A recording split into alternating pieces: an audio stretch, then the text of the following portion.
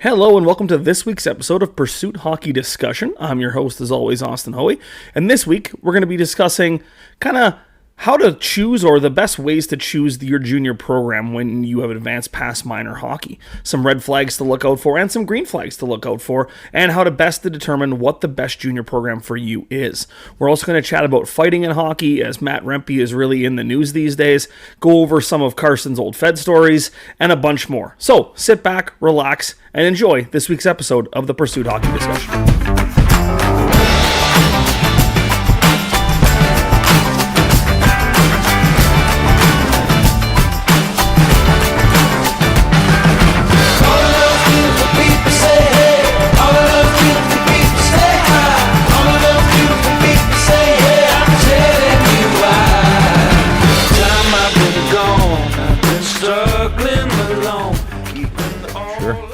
All right. Okay, so welcome to episode 4 of the Pursuit Hockey Discussion, Pursuit Hockey Development Podcast. I'm your host, Austen Hoey, and I'm joined by COO of Pursuit Hockey Development, Carson Johnstone, as always. This week, no guest, but we're going to talk about something that we've kind of talked about a couple of times on the show here, and that's how to properly pick a junior team, once you've kind of advanced past minor hockey. And what I mean by that is I didn't want to just put once you turn 18, because there's lots of guys, they've advanced past where minor hockey is giving them any development. So, whether that's 16, 17, or 18. For sure. So, a couple things I wanted to talk just about. And again, this is even, if you're lucky enough to have the choice of deciding what team to go to, or even if you're just kind of deciding what camps to go to in the summertime, or what teams to try out for. I think there's an illusion in today's age of player that every guy thinks they have the luxury of choosing where they like to play. And the days of just earning a spot kind of seem to be not over. There's still guys that surprise you, but it's interesting that way. It's the way you put that. So I just wanted to comment on that quickly. Yeah, I guess I put that maybe a bit, I don't want to say naively, but you are right. There are a lot of guys, like even, we talked about it coming off of our first season. It's interesting because we thought, again, it's going to be so easy to get these guys now. We've had success for one season. Easier, that's for yeah, sure. Sorry, easier. Yeah. It's going to be easier to get these players. It's going to be, but at the end of the day, if you're not willing to... It felt harder, honestly. Yeah, that is true, actually. To recruit after we had some success. Just for us, we're talking about us, the Sulaco Bombers right now, and our recruiting process last year. But we thought it'd be a little easier, right? Because our team has had some success, and we thought some players would want to come to us. But it almost seemed harder because we thought, we kind of had some expectations. So when we got some more no's, we were just like, wow, man, we got to just keep nose to the grindstone that way. I think organizationally, that's what everybody, should strive to do. But yeah, definitely tough. Yeah, I'd agree with you there. I mean, I got just as many no's as you did. And just in terms of you mentioned, a lot of people have this idea that they think they deserve this or they think they deserve that, when really are gone under the days of, hey, I'm going to do my best, show up to camp, and hopefully I'm one of the 12 forwards or 6D, right? Those days kind of feel like they're a little bit gone, Yep. Unfortunately. And at the same time, you get some of the best players, or you get some of the guys that end up being some of your most important players that way. Just to use us as an example, we had a couple of guys who just tried to... You can just pass her over here if you want. Sorry, we got our other co-host here. Maddie, she's growling at us. I don't know what she wants, but apparently she just wants to be held here. There are a couple guys that have come to us just kind of trying out, and good example of that is Jake Manners. Realistically, right? He was a goaltender that ended up taking the starting job for us last year, and he realistically kind of called me on the phone and said, hey, if you give me a chance to earn the starting spot, I'll take it. And obviously we saw that he was able to go out and take it and win goaltender of the year last year. So it is interesting when, the dichotomy of there's guys who are just kind of built like, hey, I'm in there to go in and take a spot, or there's guys that just want that security. Yeah. So well, I think we should talk about why that has dissolved. I guess my opinion on why I think some of that has dissolved. And I think a lot of it has to do with some of the costs in hockey, right? I think we've mentioned that maybe a couple times, maybe not at length, but the costs in hockey kind of changed the landscape around everything, around junior, around, minor hockey, around, these families spend up, I'd say on the low side, if you're playing AAA or elite level hockey, and I want to clarify what I mean by that in a second, but you're probably paying $10,000 to $12,000 on the low side Canadian. Okay. Yeah. So part of the reason for that is because elite level programs, like I'm talking about, not necessarily AAA, but elite level, I think is something that provides, a lot of ice time, a lot of development, maybe a couple coaches, maybe some things like that. And I think that's what's kind of blurred the lines a little bit, right? It's like people are paying a lot. So it's like, well, what are we getting in return for our investment here, right? It's not so much, okay, all the local kids go to the rink, try out, they pick the best 20. And then, if your parents can fork out the $4 or $5,000, then, and that was a lot back then. Yeah, it was. But that's how the landscape has changed, I think. And I think that has a lot to do with, we'd like to call it entitlement, our generation. But like, quite honestly, man, these kids are paying a lot of money. So What do you expect? Right. And that's, I guess, kind of that segues nicely into what we're going to talk about, right? And it's as you're a player and as you're getting these calls, you've put up some points in trips, you've kind of gotten the eye of some people. Yeah. What are these coaches telling you? What are you having to decide upon, right? And I think it's important that there are a lot of things to consider, and this is just a short list, and I'm interested you maybe add some stuff after I'm done, but just things to consider when you are choosing a team, right? And it's the first one is, did you get to talk to the coach? And that's something that a lot of times doesn't necessarily happen. No, not always. You talk to an assistant coach, or like maybe you get a chat with an assistant GM or the GM if you're lucky, and very lucky. I think a lot of times a head coach. And if you have a discussion with a head coach, there's a good chance they're interested in you. Yeah. I'd like to think. But buyer beware. You never really know. There could be a guy out there that's just, casting a wide net, talking to lots of people. And there's some teams that do that too and sign a lot of players and bring lots of guys with expectations to camp. And there's a lot of disappointed guys that go home. But that's the risk that they take, believing those guys. And there's some guys in this world now with the way it is, right? With some of this entitlement, attitude or whatever we talk about, whatever these kids think they deserve with what they're paying. The scruples of some of these coaches and GMs have kind of gone, and it's just like, oh yeah, you're signed, you're on a paper, you're good to go.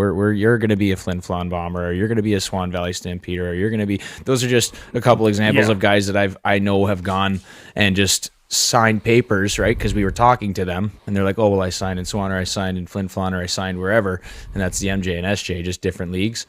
And then they end up getting cut from camp, and it's like, well, what did that signing necessarily mean to you, right? Like we're not a team that does that, but there are a lot of teams that will put teams on, players on LOIs, which all the power to them, and that's great that they have the organizational power to do that because they're great organizations, right? And I mentioned those teams, but guess what?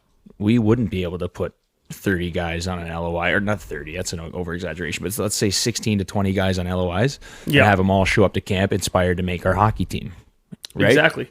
No, and that just doesn't happen. And I think that, luckily, that's starting to change a little bit, just with some of the rules on player transparency now and roster transparency now. This is the first year where you were allowed to. I could, as a GM, I can go in and look at every player that is rostered by another team. Yeah. And you never were able to do that. You could search the player individually, but how many individual searches are you going to do, right? It gets to a point where this is kind of a fruitless endeavor. Like, I'm searching up all these guys because in the off chance that they belong to this team. Yeah. Or on the flip side, you're talking to a kid and he thinks that he's going to go no, I signed with this team. Exactly. And it's like, actually, unfortunately, no, right? And you can now kind of call the bluff, right? And just to give you a little bit of an example insider of that. Look. Yeah. At the start of this season, we were on a road trip, and I had a team text me and said, hey, I got these two players available, looking to see if you'd be interested in one of them. And using my newfound power of being able to look up roster transparency, took a quick look, and neither of them were registered to that team. So it's like, what are we trading here? So I basically texted the guy back. I was like, trading why phone numbers? Well, yeah, want to give me their phone numbers because they don't belong to you as players. So you know what? And he obviously didn't like that because he's a guy that has done that in the past to other teams. And you know what? There's guys that aren't going to like that new switch for sure. Yeah. That you can now see that. But there's also people that would really appreciate it to try to do things honestly, right? Exactly. So, just to talk, if we want to talk about the Sulaco Flyers a little bit, just from the stuff that we've heard, back in those days, it was the Wild West. Like, we think about the internet now and you have access to everything. Yeah. We're talking 2009, the internet was a completely different place. Entirely. And the things that were going on were crazy. I think anybody still had dial-up in 2009. Yeah. Probably. Yeah, really. And like, there's no, I don't even want to think about how, like, right now when I register a player or when I'm doing all that back end stuff, like, if you got to fax it to H&O, is that probably what had to happen back then? You know what I mean? Like, yeah, you're faxing stuff, you're waiting for like replies and all this nonsense. Like, sounds like an absolute nightmare. So the amount of shit that you could get away with back then compared to now has got to be tenfold. Yeah, for sure. I mean, there's always shady stuff, right? And rules change and like things, are obviously, I guess, massaged for the better. Yeah. Right? For the most time. So, I mean, we talked too about this league being in its infancy and everything, like 20-year-old league. So, interesting to hear some of those stories from back then, but like, you see residual effects of it, like still in junior hockey today, and not just our league, but we talk to people all across the CJ, right? Making trades, and some of these guys trading players without even talking to them, and just like, hey, by the way, I just traded you 3 provinces over. Like, quite literally, in a day and age where players are paying to play, it's crazy, and the players don't know that they have to sign. They're just sign this paper. Sorry, you're going to. Yeah, you're going to Quebec. That's pretty cutthroat. Yeah, and yeah, there's a couple of guys I know that I've been following, just their careers, just players that were close to me at one point or another, whether I trained them and stuff, and just seeing them bounce around some of these leagues, and you wonder whether like, are they okay with that, or like what happened? Like 3 games here, 10 games there, whatever, how many games, and it's like they played on 3-4 teams this year, and it's like, boys, like that's got to be a tough go, and like, what are those conversations like? Are you the one asking out, or are they just telling you get out the door or whatever? I mean, that's a thing too. Yeah. So like, I guess we could talk about that a bit too, like expectations as a player. Like when you go to some of these places, like I know we just talked about a little bit how much you pay and all that stuff. However, you are paying for that opportunity now, unfortunately. Like that's just the landscape of this game. And like, there are some organizations that try to do their best to keep costs low and keep things reasonable still. We've talked about the Bandits multiple times, so we won't go there again. But, I know there's a few organizations still out there, I think, across the CJ that are free to play. And, some just charge billets like ourselves. Yeah. Some just charge a flat fee at the beginning of the year, whatever it may be. That's lower. So, you got to take that into account too, like what kind of opportunities being offered and like, the cost of everything, because I think we talked about operating a little bit too on the show. Yeah. Like the min-maxing of what you're providing versus what you're giving. Right. And it's a lot of investment. Exactly. Right. It's whether or not you're willing to eat a little bit more and not make a profit to give your kid the best development possible, or, hey, it's a business at the end of the day. Everyone's got to keep the lights on here. Like maybe we charge a little bit more so this program is sustainable for another couple of years, right? And it's not to say that the people who are min-maxing it or trying to make a profit are necessarily bad. It's just that's just the reality that they live in, right? They don't have the community support here. Their job might be owning that hockey team and providing your son or daughter or whatever, an opportunity to play hockey. And like, you're going to be mad at that person because they still got, at the end of the day, put money in their pocket and feed their family and all these things. Like, guys, it's a dog-eat-dog world. Still a business. Hockey's a business. And that's, the unfortunate part that a lot of parents, and I think people that like invest a lot of money in it, forget. Like think of the money that they invest, and then a lot of people are still at the end of the day like, what the I don't get it. And it's like, guys, like, you put all this money in because it is a business. Like, that sucks. It's a shitty reality. But like, also think about how much you're investing, and like, have discussions with your kid about how serious they are. Have discussions about long-term goals. have discussions about short-term process goals, about reaching things, because like if you break it down for your son or daughter, that's the investment. So like, don't just think, oh, hockey's so expensive, my kid, keep him out of trouble, this, that.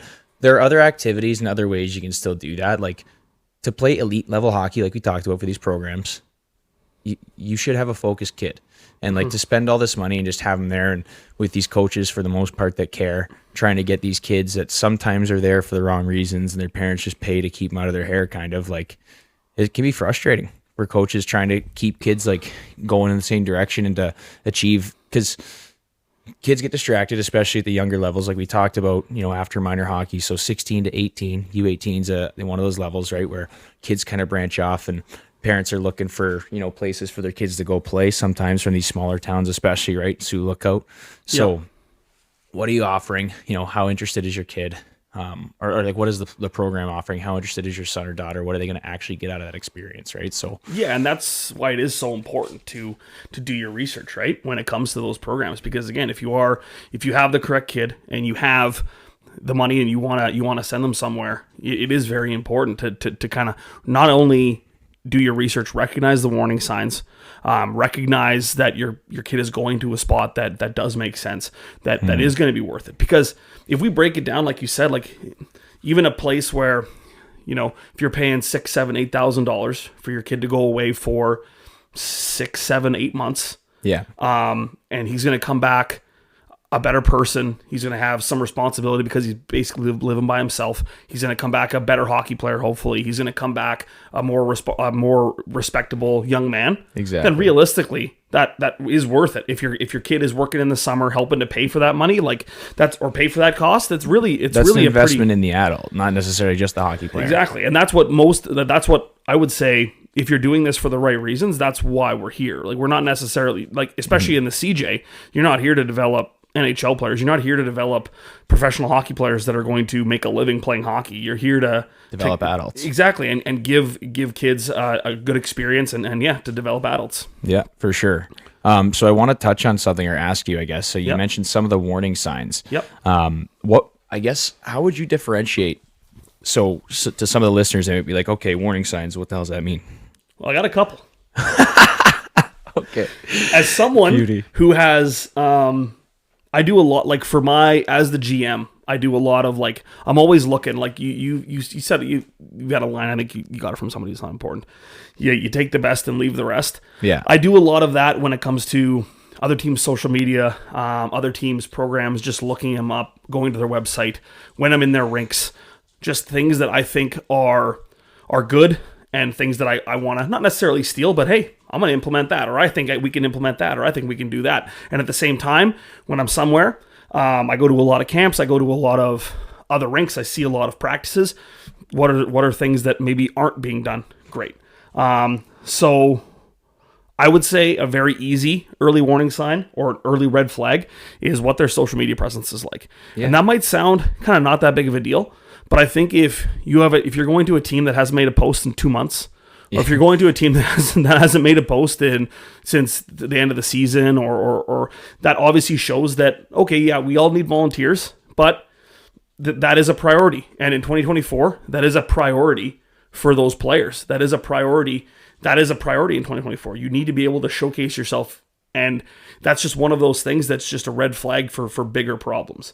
I'd agree. Another one is, like we've mentioned multiple times, have you heard of any stories from guys? Especially now, 17, 16, 18-year-old guys going into junior, someone who knows someone who's probably known someone that played for that team. Yeah. What was their experience like? Yeah. I think that's a way to detect some of the warning signs, right? I have a couple specifically that I don't want to forget. Okay. And I don't know if they're the same as yours or not, but okay. I have one. When there's people, and I may have mentioned this too before, I don't know, I talk about this a lot. When there are people telling you all the right things, yeah, you're going to be taken care of, you're going to get this, you're going to get that, you're going to, and it sounds like, oh, wow, this is going to be fantastic for me. But like, they're not talking about a whole lot of the requirements that you are going to have to uphold.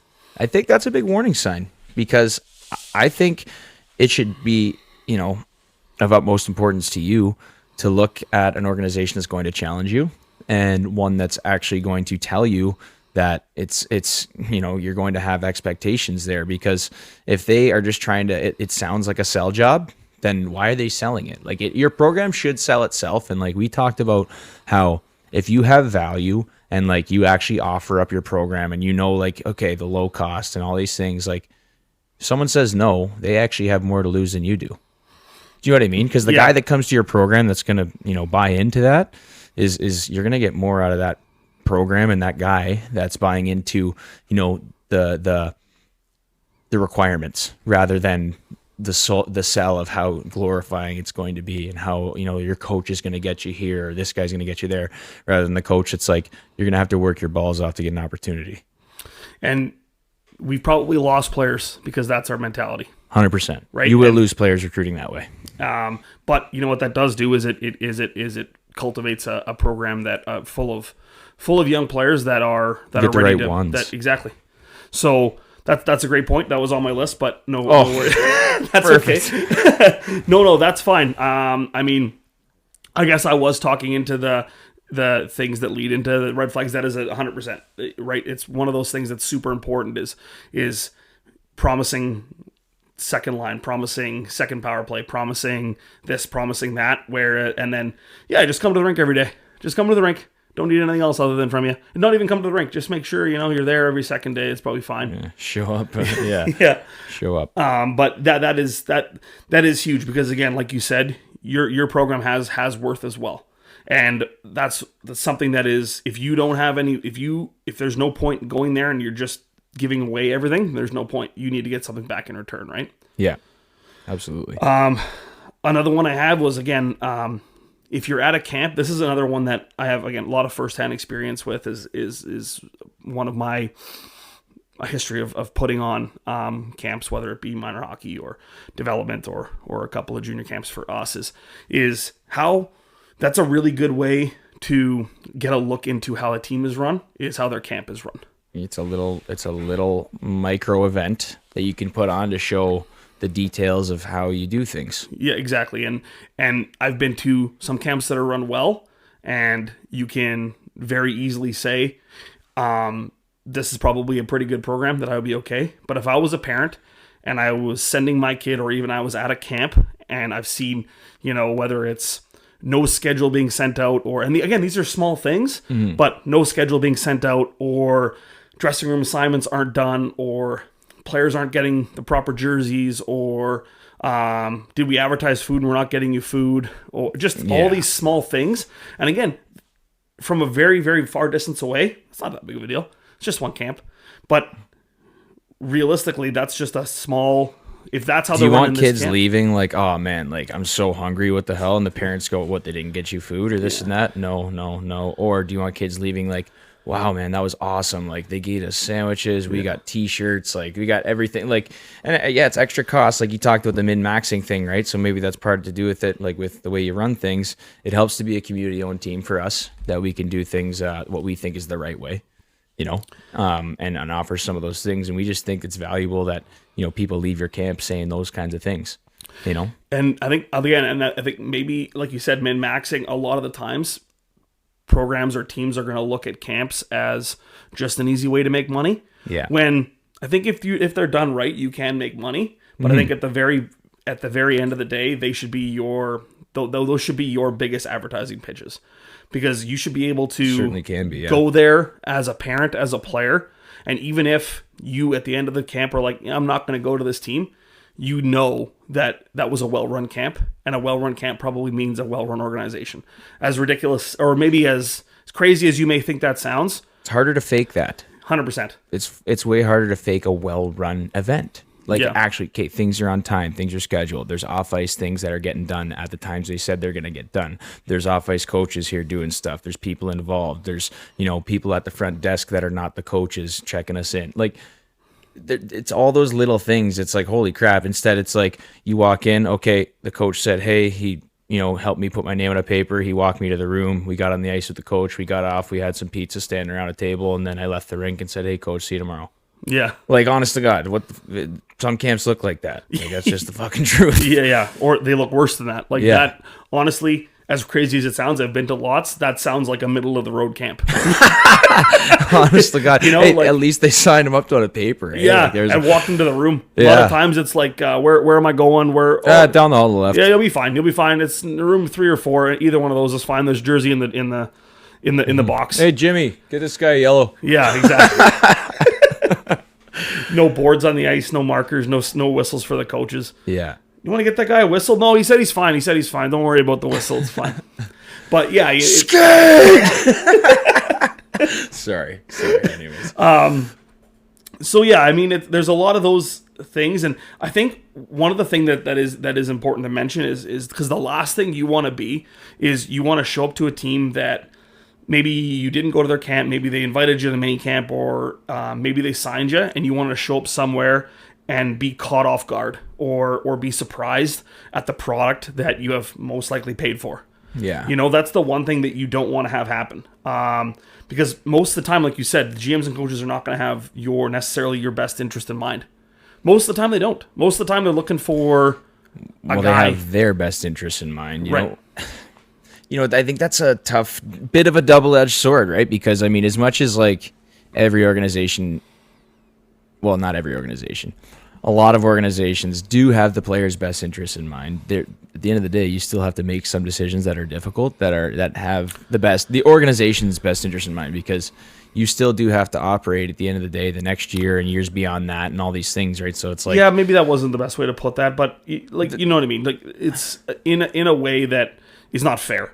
yes, It's not being fair. You know what? We just need to be fair, and I think that's kind of the end here. Is we want to make sure that you're being you want to make sure that the team is being fair to you. yes, If you don't hold up your end of the bargain, if you don't show up to camp in shape, if you don't show up to camp ready to go, if you're doing stuff that is going to be detrimental to the team, if you're going to not perform to the level that the team needs you to perform to, is required, like we talked about those requirements. exactly, then you need to understand that, yeah, okay, I didn't hold up my end of the bargain, my team did. That's my fault. That's my responsibility. And that's something that is tough for players to learn. It takes them multiple teams, multiple years sometimes to learn that. Yeah. But that is the responsibility of the team. But on the flip side, if you show up and again, things are a mess, things are not exactly things aren't even close to what they told you they were going to be, all this stuff. Yeah, that's on the team, but at the same time, you still have to take responsibility for, you know, you could have done the research, you could have looked it up, you could have seen you could have asked guys, you could have done all this stuff to avoid that. Yeah. And then it's going to be October 3rd, and you're going to be asking for a trade. Yeah. And depending on how bad that team is, you might not be getting a trade. Absolutely. Again, in this business, buyer beware. Yeah. You may do the research. You may ask guys. People may say they have a good experience. You may go there. It may not be what you expect. I mean, that, like, end of the day, still, like, I mean, there are times you'll be always surprised, but I think it's important, too, to keep the attitude that you can always make the most out of a situation, right? If things aren't maybe necessarily exactly as people put it, you know, you can still make the best out of a situation. And I think it's detrimental to just keep looking over the hedges and trying to jump, then, you know, buckling in, even in a crap situation. Just buckle in, do your best, be the best guy on a crap team. Be the guy that grinds it out, because guess what? Next year you won't be there. Like, that's just the truth. And if you're a 20-year-old on a crap team, then I mean, sorry, but I got news for you. Like, you didn't cut it anywhere else. There's a pretty good chance there's a reason you're on that crap team. So if you're 19, you better work real hard, grind, have a great year, and then get an opportunity as a 20-year-old and maybe turn some heads. Yep. That's my advice. Yeah, I think that is, well, good advice. I mean, it's one of those things that it's kind of a touchy subject, and you don't really see it discussed lots because nobody really wants to discuss it, because you have to end up looking yourself in the mirror a little bit, you know, like we said with the LOIs or promising things or whatever. These are practices that have unfortunately been going on for a long time. They've been going on in fucking the NHL. And then young hockey players, I'm going to say because I'm going to include myself, because it wasn't too long ago that I was this. We are some of the most fucking delusional people on this planet. Like, actually, we think, oh, just one more year and I got a shot, or just one more year, or I got to just play this guy, or I'm better than that guy, or I'm as good as this guy, or I skated with this D1 guy, or I skated with this OHL guy, and I skated with an NHL guy, so I can do it. Man, we all think the same way, so it's like, it's really, really tough to look yourself in the mirror and be like, okay, what are my actual chances of making this hockey team? What is my role going to look like? What are my chances of having a top role or whatever kind of role that, works towards my game? Like, those are all important questions, and it takes a really self-aware guy to actually, put himself through that. It's tough. It wasn't until I was in my 20s that I finally started to understand those things about myself, right? Yeah, honestly, I mean, Murph, our goalie coach, actually, he told me a hilarious story from last year when he was the goalie coach for the Flyers way back. Mm-hmm. I hate that I keep having to bring up the Flyers, but regardless. Represent the Flyers. The first season of the Flyers' existence, they had the worst season in junior hockey history. They got 6 points, 2 wins, 2 overtime losses, and 50 losses. That's really that season. Yeah. Their starting goalie, to Murph, was like, "Yeah, I'm pretty sure I got a chance to go on D1." Yeah, that just shows you right there. Yeah, and he's like, he meant it. He 100% meant it, because Murph, that story, obviously Murph tells the story better than me, but Jason Murphy, Sulaco Bombers goalie coach, absolute stud. Mm. Yeah, he meant it. He's like, "Yeah, I think I have a chance." And he's like, "Buddy, you're literally on the worst team in Canada. Yeah.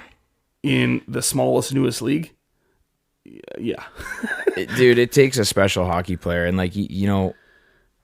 look around our league, and honest to God, honestly, I'm not going to name him. There's one guy in our league that could play Division I hockey. I think maybe that's a lie. There's 1.5.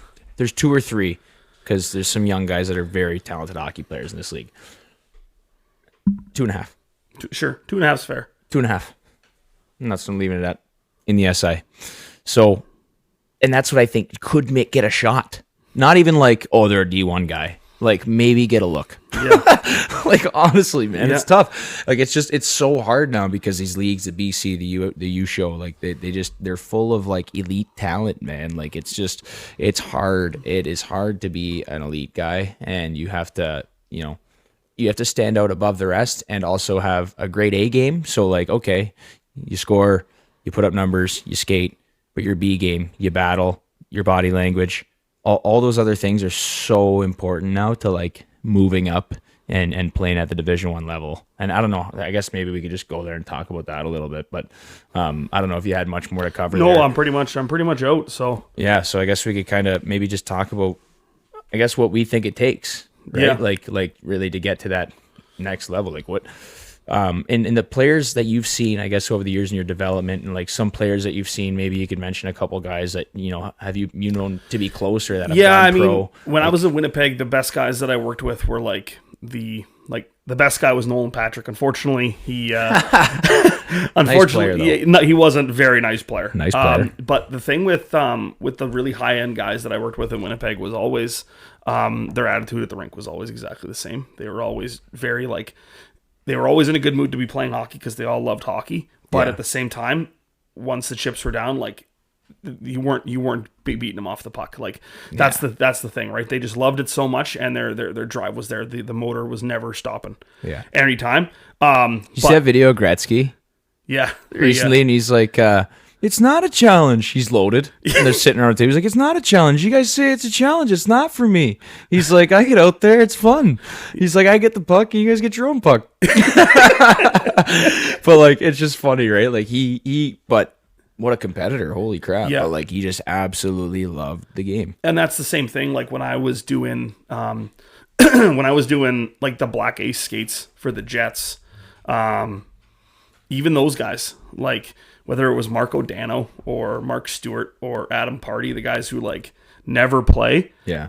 Even in the Black Ace skates, when they're just out there working on skills, motor's going. The motor's going 110%. Obviously that's a little bit different, but at the same time, those guys, they're not even good enough at that point to make the Winnipeg Jets, and that's when the Winnipeg Jets were the shits. Yeah. That's that. I was working for them in 2014. Yeah. So they were dog shit, and those guys were still going at the end, in a shitty rink outside outskirts of Winnipeg, working hard just on basic shit, and that's what it takes. When guys go hard doing a skill drill, the guys that just work harder at the skill, look more skilled than the guys that just coast through and like, do you know what I mean? Like, truthfully. Yep. The guys even that just work harder at the skill. Because I was having this discussion with my buddy too, and he was talking like, man, even George Larocque's like gross. And I was like, yeah, buddy, like, okay, he's not gross. Like, obviously he's got an excellent work ethic and he's a good hockey player to stay there and everything. But it's like, you know, those guys work so hard. It's like their skills obviously get better. And like some guys just don't realize they want to go through and like, you know, do things half speed and all this stuff. It's like if you're not challenging yourself at the most elite level, like how do you ever expect to actually like add that skill to your game?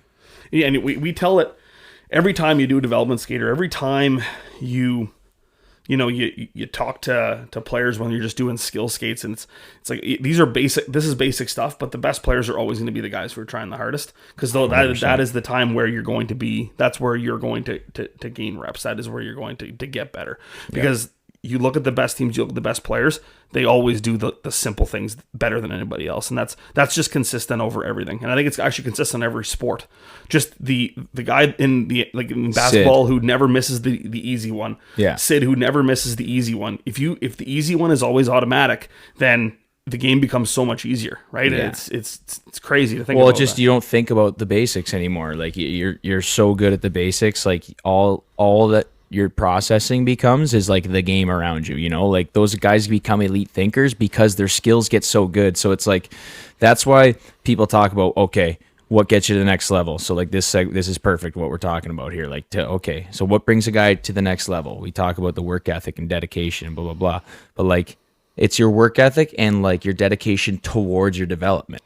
Do you know what I mean? Towards your skill development, towards like, and how do I get better? And, you know, my IQ, how do I get all... Okay, you have to be able to process the game faster. So you have to be a better skater. You have to be able to change direction, like be mobile, like all those things, and all directions, backwards, left, right, pivoting, all these things. That has to be automatic. If it's not automatic and you have to think about skating and you have to think about those things, you're taking away from your processing of the game. You're taking away from your IQ, like the stuff of actually being able to see a play and get your head up and look at the net. Because now instead of that, you have to think about handling the puck, like, and cutting away from a guy. So like the reps, the more you do all these things, like that allows your IQ to get better. Like it's all hand in hand. And truthfully, so people say you don't need necessarily all this puck handling and all this stuff to get better. Like you need it all. It's a combination of it all. I truthfully believe that. 100%.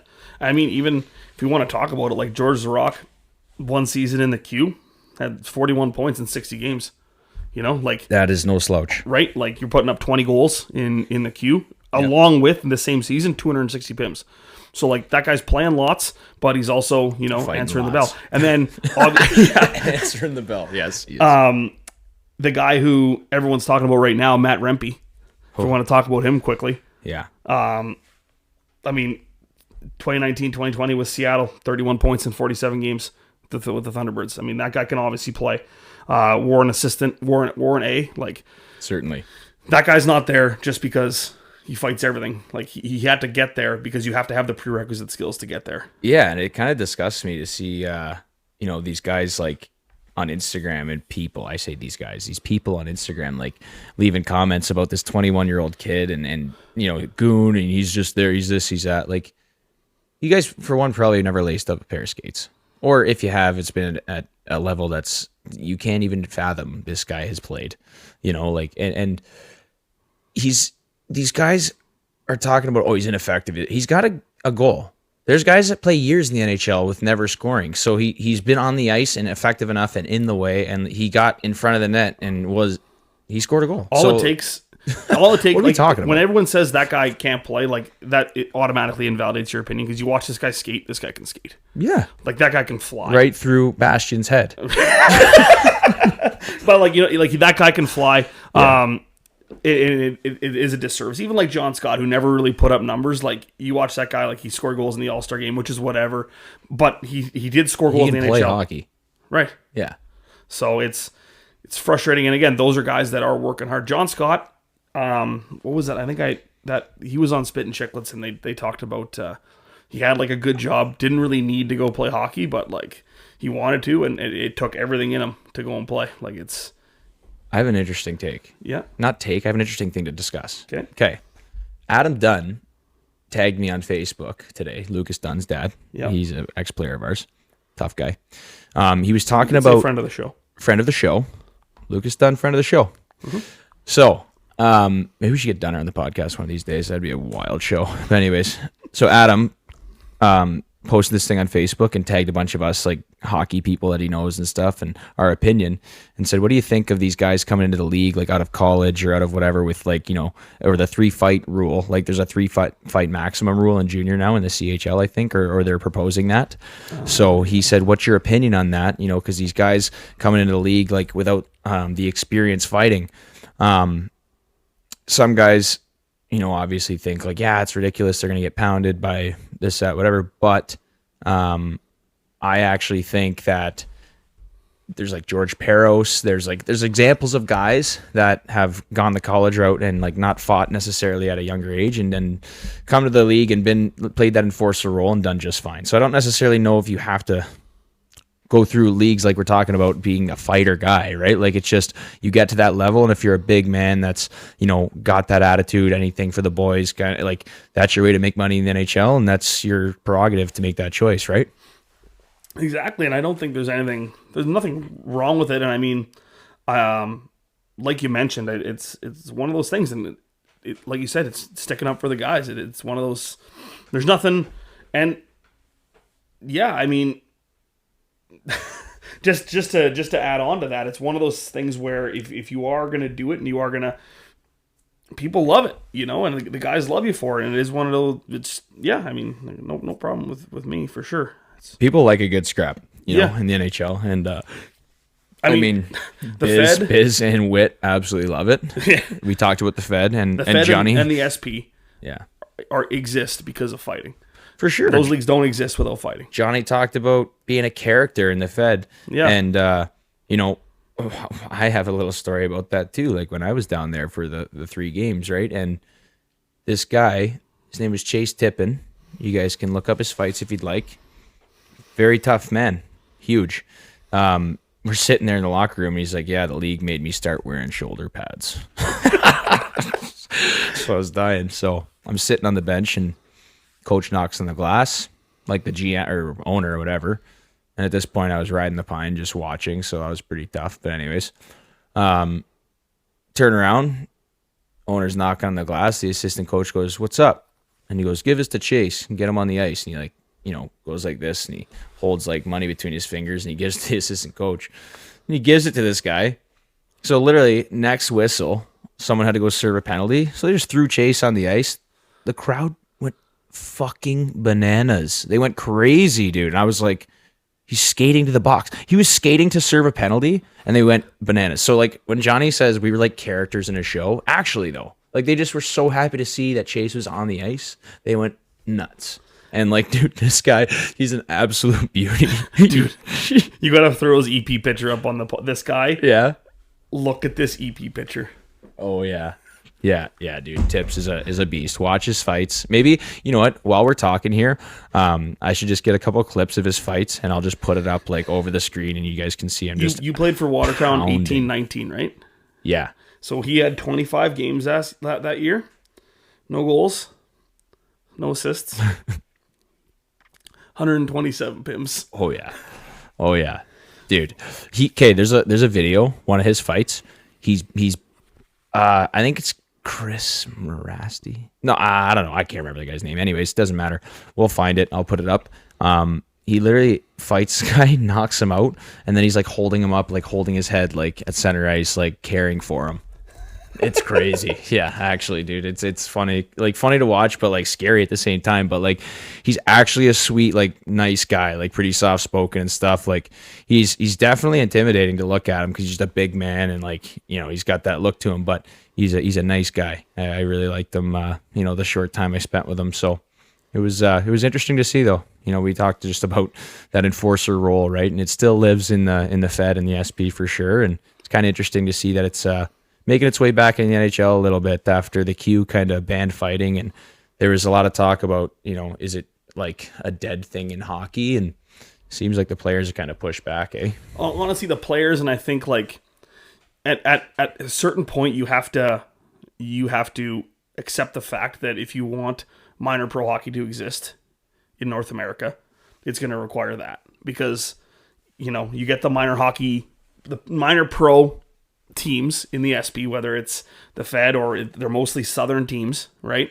That are I talked about something about this today with somebody, and it's not one or the other. It doesn't have to be, society now is so black and white on everything, right? It's either you like this and you can't like this, or you like this and you can't like that. Or if you like that, you're a piece of shit. Yeah, you can like fighting in hockey. You can also like nice goals. Yeah. Those things aren't interchangeable. What I was talking to somebody today, and they're like, well, all this fighting and this Matt Rempe is just basically, all the work that the NHL did to whatever. And it's like, obviously your opinion is invalid. I saw a highlight reel of 17 Michigan goals yesterday from junior leagues all over the place. Right. So that still exists. Yeah. But at the same time, if you want there to be a level for someone to work their way up to, probably not the NHL, but if you want a guy who's going to maybe work his way up to the AHL one day or play in the coast or whatever, the SP and the Fed not so much. The SP has to exist. Mm-hmm. And for the SP to exist and for there to be teams in Shreveport and Fort Wayne and Kalamazoo, there has to be guys beating the fuck out of each other on the ice, unfortunately. There's got to be people in the seats. And they love it. And you can equate it to, well, that's not hockey or whatever, but I guarantee you, of the 100,000 people at a NASCAR race, there's going to be at least 25% of them there just to see hopefully a crash. Probably more than that. Likely. Yeah, right? I mean, or some kind of action. They're not just there to see everybody turn left. And the strategy, and yes, absolutely, strategy in motorsports exists, strategy in hockey exists, but certainly. The casual fan, the pop for a fight in hockey is lots of times louder than the pop for a goal. Honestly, absolutely. Depending on who it is, if you look at the pop for Matt Rempe fights, that pop is huge. Yeah. So. Yeah, man. Yeah. I mean, I guess that's kind of the soft white underbelly of this week, right? It's kind of just I know, fighting in hockey. Useless people not giving me their nominees for. Disappointed. You know what? Death poolers out there. Apparently, they got lots of emails. Okay. Because no one's doing it publicly. No one's doing it publicly. No, it's very disappointing. There was a story. What do you remember what league it was in? The teams? Well, you said there was a story. Oh, you know what league it was in. The NJHL. Oh, of course. Apparently there's a team there. You know what, actually? I found this out today on my own. Because Facebook and Instagram don't exist anymore. Well, they didn't, and I no longer have a Facebook or Instagram because I'm 100 years old. And I just assumed that when I got kicked out of Facebook this morning, that my account got hacked. So I very quickly tried to change my stuff, wouldn't let me do it. So then I just logged out and I deleted it, removed all the stuff. So I don't really have a Facebook or an Instagram. You don't exist to the digital world. Yeah, that's okay though. But no, with that being said, the CAJHL, a league who was kind of in the same boat as the NJHL last year in terms of their issues and where they get their players from and all that stuff. Yeah. This year, kind of looked like they were on the up and up a little bit, doing some good. But I have found out so I think I mentioned this maybe earlier. Sorry, I'm not going to take up too much time here. The Death Pool, or the Junior Hockey News, who is the main article or the main owner of the Death Pool article series, the CAJHL gave them some sponsorship money this year, and they claimed that it wouldn't affect their talking about the CAJHL. Oh, okay. People called BS on that, and I was skeptical, but hey, you know what? All for journalistic integrity. That's fine. So I really wasn't paying too much attention to the CAJHL. I thought they had things covered. Well, yesterday, they announced changes to the playoff format for their Champions Cup. Oh, interesting. It's a 5-team league, okay? 5-team league. There is the Barhead Bombers, the Cold Lake Arrows, the Hinton Timberwolves, the Vegreville Vipers, and the Southern Alberta Mustangs. It's 5 teams. Okay. First team gets a bye, second versus fifth, third versus fourth, move on. Whatever, it is what it is. Or maybe fourth place, fifth. I have no fucking idea. But they made the change to the playoff format that now only the top 4 teams make the playoffs. Okay, interesting. But that's normally not what you do for small leagues. You normally let everyone make the playoffs. Yeah. So I decided to look up the standings. So let's look up the standings. Oh, no. And it paints a picture of why there's only 4 teams making the playoffs. So in first place, we have the Cold Lake Arrows, 43 games played, 29-11-3. In Timberwolves, second place, 42 games played, 29-11-2. Vegreville is 25-16-1 for 42 games. And then we have Barhead bringing up the bottom there, 11-27-3. In fifth place, we have the Southern Alberta Mustangs, whose record is 3-21-1. That number, if you add together, is only 26 games. So they have 15 to 16 games less played than everybody else. I wonder why that is. So I'm going to guess you did a deeper dive. So I then went and took a look at some of their game sheets, which are my favorite thing in the whole world, is to look at game sheets. Yeah. So we got their last game that they played. They had a 2-game set against the Vegreville Vipers. They lost game 1 of that series, 17-2. They lost game 2 of that series, 21-1. Yikes. Now, do you want to put an over-under on how many players were were on the bench for the Southern Alberta Mustangs? An over-under? I 2.5.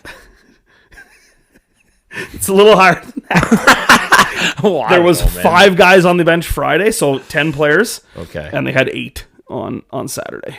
So 3 on the bench. You know what? 2.5, not a bad number. Pretty close. So that quickly paints a picture as to why they've only played 26 games. Some of those red flags we're talking about. A little bit, yeah. And that's, again... So if you get contacted by those guys this summer, just beware of some of those things. And they do lots because, again, they're unsanctioned, or they're not regulated by Hockey Canada. So it doesn't matter if you're registered to a team or whatever. They can send you a message on Facebook and they're going to promise you the world. We had a guy actually on the bus last year. Yeah. While we were on the bus on a road trip, was getting Facebook messages from a GMHL West team last year, I think. Yeah. Yeah, that was pretty wild. Which is the same idea. And I've had players of mine get drafted to that leagues, or those leagues, you know what I mean? Like mid-season, it's just it's funny. Anyways, just our beware. captain last year got drafted. Yeah, as a 20-year-old. St. George. He's a St. George Raven forever. But so that's a little interesting. So people were calling them out on Facebook as to, before I got kicked out, they were calling them out on Facebook as to why they haven't covered this story about the Southern Alberta Mustangs just having 26 games played as opposed to 43 games. Now, that's not to say the NJHL doesn't have but we've shit on them enough. So I'm gonna leave the Fox Creek Ice Kings out of this, even though they only had 9 players on Saturday night. I almost burst out laughing there. That's pretty. Actually, the Fox Creek had had 2 players from another team on Saturday night to make 9 for their roster. Do they have more than 28 games played? They I think they do. I wonder how many games played they have. I always love seeing those leagues where some teams have 42 games, some have 38, some have 15, some have 6. I think the NJ is all okay. The most is the Edson Eagles. They played the most games? They played 40 games. And then the least amount of games is 35. So that's pretty reasonable. That might just be a scheduling thing. Okay. So there's a 40, 330, there's 2 40s, 339s, and a 35. I would imagine some of those games for the Rampage had to be postponed because that team also is battling for players. But I know that, there's so much shit. A guy on Edson, I tried to find the video and it was only on Facebook Live, so I can't find it anymore. I did find it for a brief second because their games are only on Facebook Live. Austin Berezowski. Maybe we should blank his name out. Okay. The guy absolutely suckered a ref. What? And Dude, no is there a video? There is on Facebook Live, and I couldn't find the spot, so I still am trying to find it. If we find it, we're gonna screen record that. Suckered a ref. Did not get a suspension. 2-minute minor penalty. Is what the game sheet says. Abuse of an official. And someone in the comments was like, I can't believe Buddy didn't get suspended for suckering a ref. Wow. If you suspend him, there's half your team. Well, not for Edson. Edson's all right. That's Edson. The guy's having a year. 94 points in 34 games, and they were up 12-0, and he suckered a guy. So what is going on?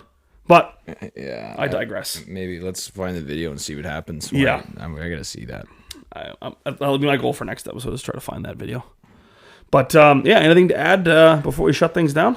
No, I think it was a good chat. Just I know it was a lot of information. It's a lot of stuff we talked about, but I think the main I guess message in this episode is just when you are talking to junior teams, if you're a young player that's trying to move beyond minor hockey, just whatever program, an elite level program, whether it's AAA, whether it's prep, whether it's whatever it is for you, whatever wherever you fit within the hockey world, stick to your goals. Work really hard at your deficiencies. Try to be self-aware, and when you're talking to teams, just ask questions and try to remember some of these things if you've listened and understood. I guess try to remember. This is just from our perspective too. But yeah, discern things for yourself. Talk lots, ask lots of questions. Don't be scared. If a guy doesn't want to answer your questions, then there's probably reasons for that. Yeah, exactly. You have to make sure. I will leave it with. You have to make sure that you're being valued. Absolutely. If you feel like you're getting value and you feel like you're being valued as a person, that's a really good start. That would be one of the biggest green flags right there. 100%. Right on. Well, for Carson Johnstone, I'm Austen Hoey, and this was another episode of Pursuit Hockey Discussion. We'll see you next time. See ya.